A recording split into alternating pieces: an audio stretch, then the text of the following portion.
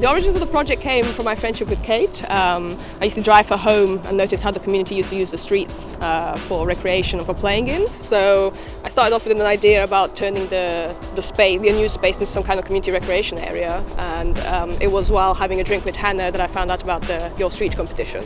So in essence what the project is going to involve is providing a six-a-side football field to the local community. And what we require is a barrier between the football field and the road for safety issues. So this is going to become a sort of seating system, a bit like seating you might find in the dugouts in stadiums. And the very interesting thing about this is that the structure we created using a recycled bottle technique, which involves recycling used plastic bottles. Our project, Your Street Entry, Violet's Walk, is all about getting people back on the street.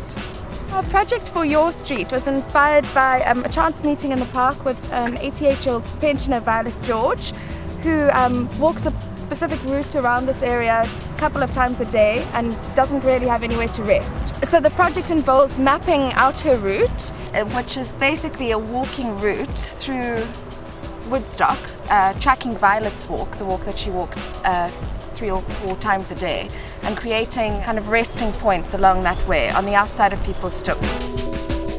Let Us Grow is an urban agriculture project that is all about beautifying the city, taking derelict plots of land or available space on which one can grow herbs, flowers and vegetables that then can be sold and distributed to local businesses and residents of the city. The actual gardening shed became the symbol for the process. So the shed is a modular system which you can throw on the back of a bakkie. It's a starter kit for gardening. Every year thousands of people lose their homes to shack fires, and the rate of spread is very, very fast, less than a minute for one shack to burn out. We get totally desensitized by the press and stuff where we see shack fire, shack fire, shack fire, and actually we realize that every shack is actually a home. And that's the important thing, is these are South Africans that are living in these houses.